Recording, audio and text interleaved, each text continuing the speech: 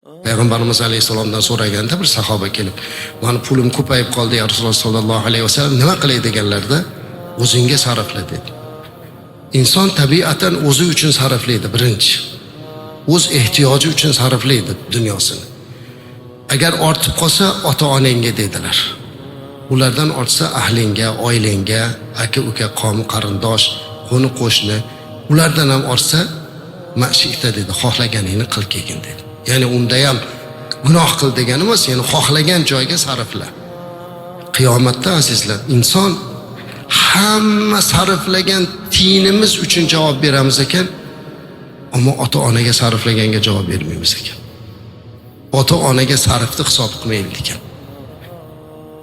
Bugun eng oz sarf ota-onaga bo'lyapti o'zi aslida. Xo'p deng azizlarim, bir qarang atrofingizga.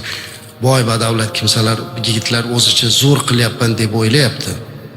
Lekin sarflayotgan sarfi dunyosiga nisbatan olib qaraganda hech nima emas. Ota-ona uchun. Masalan, shunday sahobalardan bittasini hozir esimga keldi.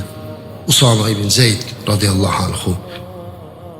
Mashhur voqea bor.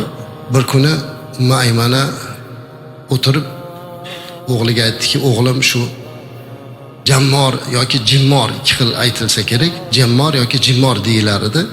Shunaqa yegim kelyapti" dedi. Bu jimmor shunaqa narsa ekanki, bu xurmoni kessa tanasini ichidan chiqargan bir qismi ekan. Sizlarga o'xshatish uchun aytsam, hozir yoshlar bilmasa kerak, yoshligimizda shakar qamish bo'lardi, archib yeyilar edi uni. Qamish.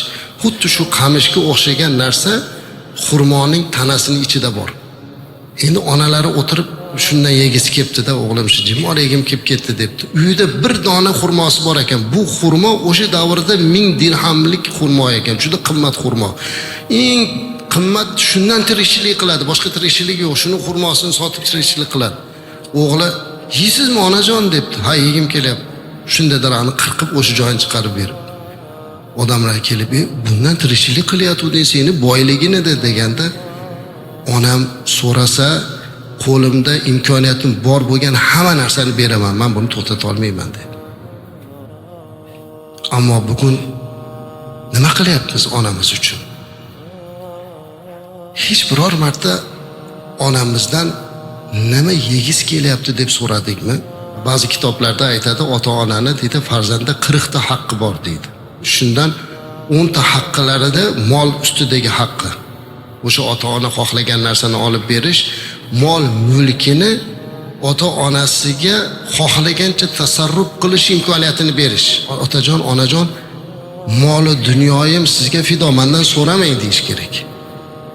Bu dunyo sizniki, nimani xohlasangiz shuni qiling deydigan darajadagi farzand bo'lish kerak.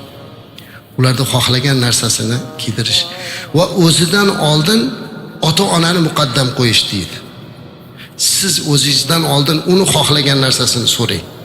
Nima xohlayaptilar? Nima qilib berish kerak? Istaklari nima? Mana bu narsa bo'ladi. O'sha moli bor odam to'g'ri sarflagan bo'ladi. Moli dunyoni mana shunday to'g'ri yo'lda sarflash kerak.